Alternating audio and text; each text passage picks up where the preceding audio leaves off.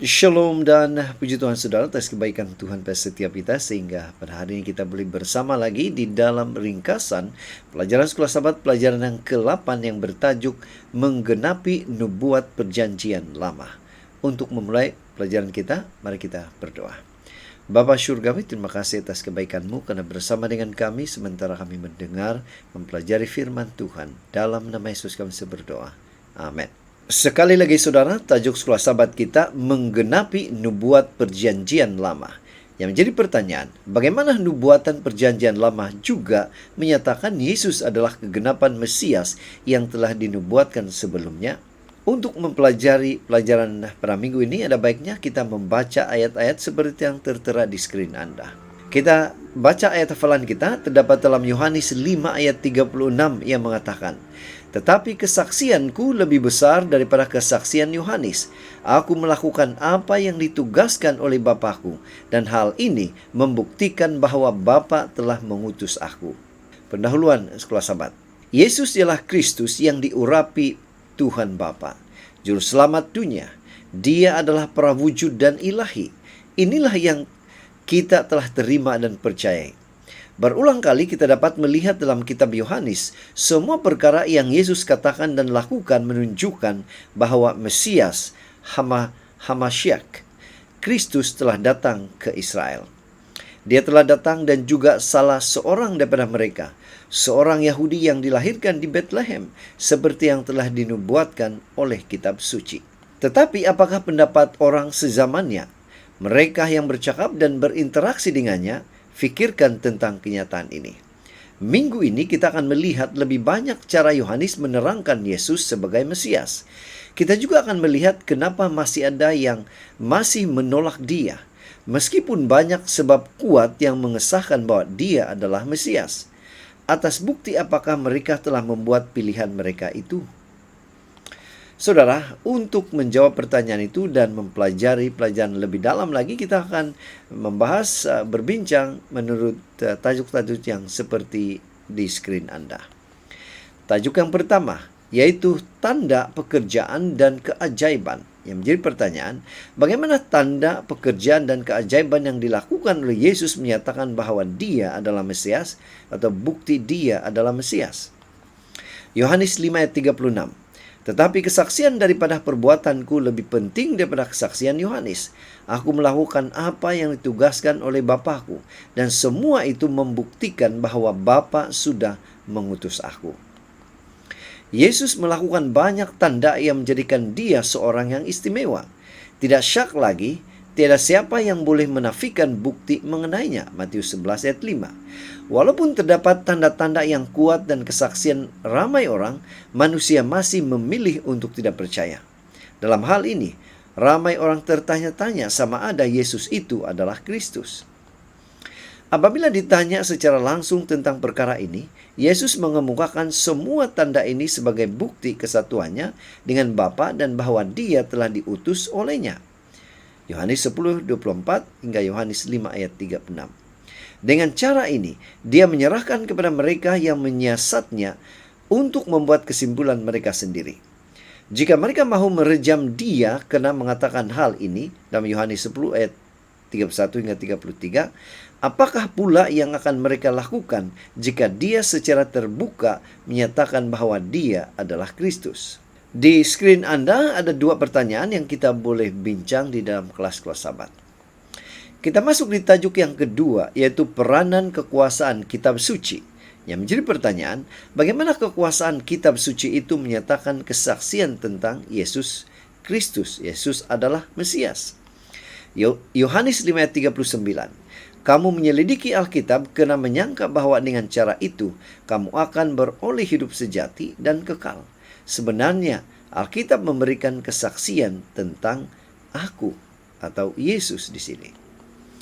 Nah, bukti kedua yang Yesus tunjukkan sebagai bukti misi ilahinya ialah kesaksian kitab suci, yaitu Perjanjian Lama.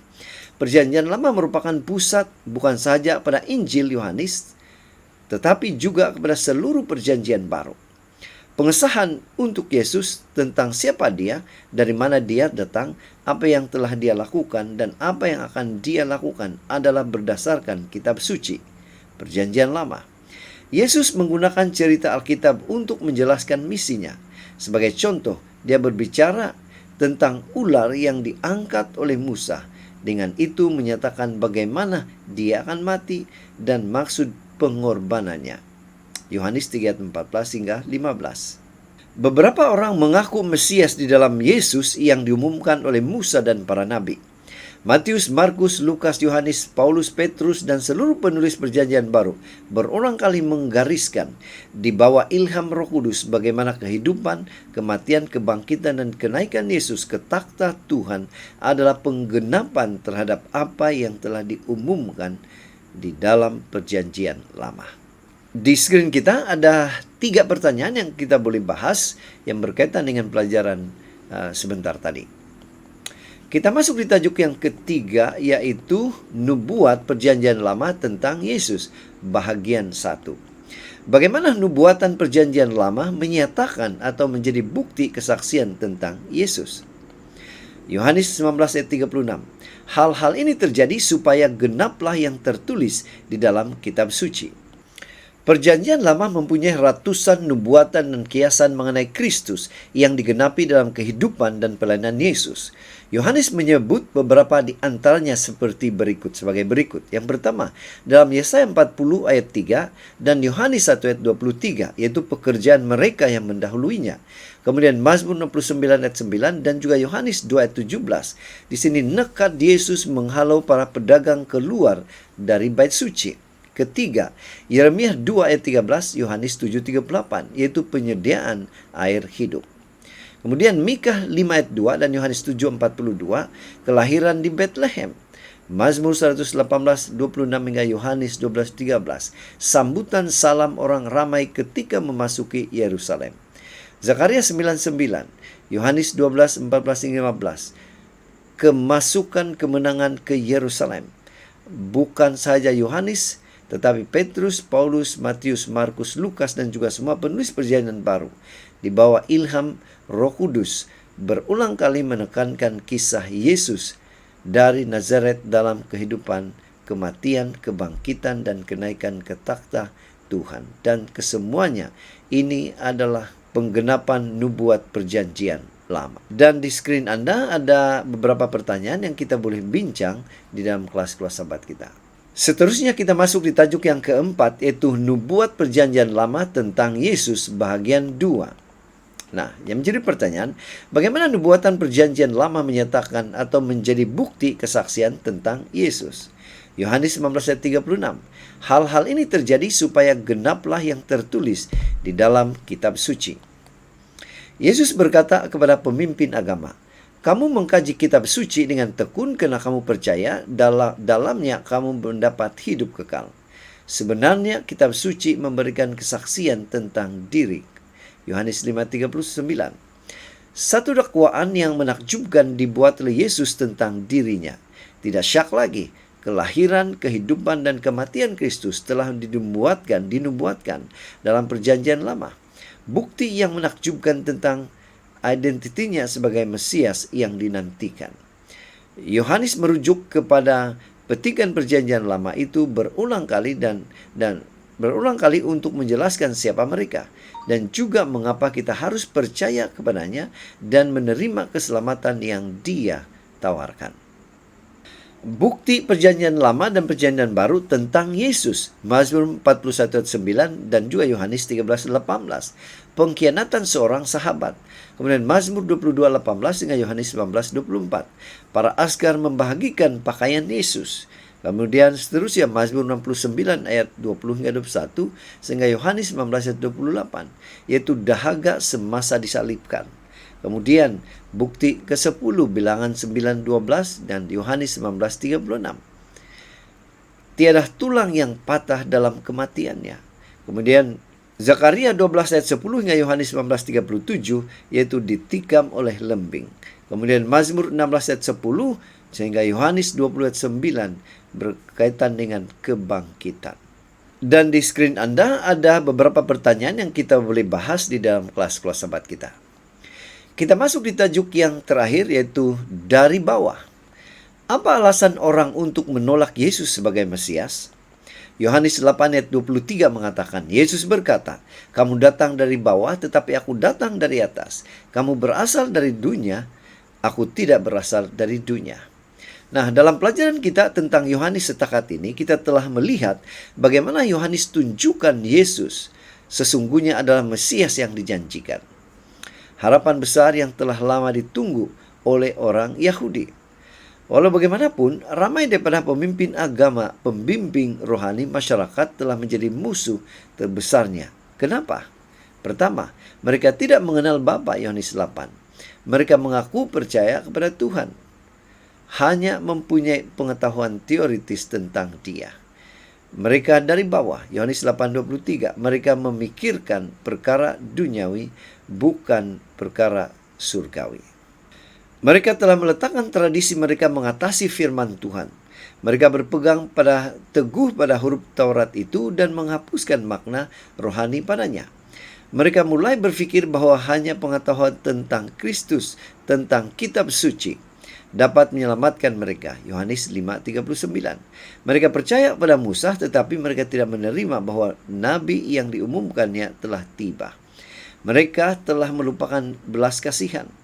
Oleh itu, walaupun dengan kepimpinan yang buruk, namun orang Yahudi masih dapat memandang melepasi keadaan itu dan melihat untuk diri mereka sendiri siapakah Yesus sebenarnya. Di skrin Anda ada 2 pertanyaan yang kita boleh bahas, bincang di dalam kelas-kelas sahabat kita. Pena Inspirasi juga menjelaskan, para rasul menerima Kristus melalui kesaksian nubuat yang disahkan kepada mereka dengan melihat dan menyentuh firman kehidupan.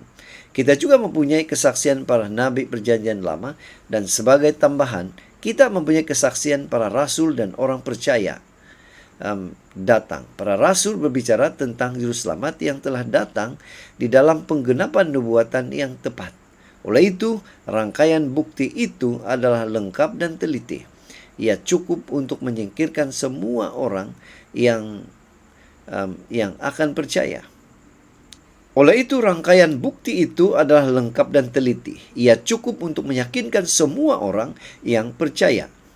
Tuhan telah memberikan kesaksian yang cukup kepada manusia untuk menegakkan iman mereka di dalam kuasanya, dalam misi ilahi putranya, dan di dalam otoriti dan pekerjaan Roh Kudus. Desire of Ages, nota 2, terjemahan bebas ya.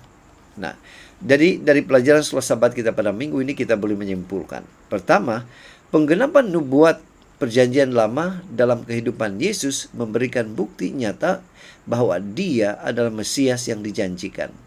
Kitab suci adalah firman Tuhan yang sempurna dan kebenarannya teruji melalui nubuatan yang digenapi. Menerima sepenuhnya, otoritinya membantu kita hidup dalam kebenaran, sementara keraguan terhadapnya membuka ruang untuk penyesatan dan melemahkan iman. Jadi saudara, sekian saja ringkasan sekolah sahabat kita pada minggu ini. Semoga ini boleh menjadi berkat kepada mereka yang mengunjungi. Jadi saudara, sekian saja ringkasan pelajaran sekolah sahabat kita pada minggu ini. Semoga ini boleh membantu menjadi berkat kepada sesama. Tuhan memberkati kita. Kita berdoa. Bapa Syurgawi, terima kasih atas kebaikan-Mu karena bersama dengan kami sementara kami mendengar, mempelajari firman Tuhan. Dalam nama Yesus kami berdoa. Amin.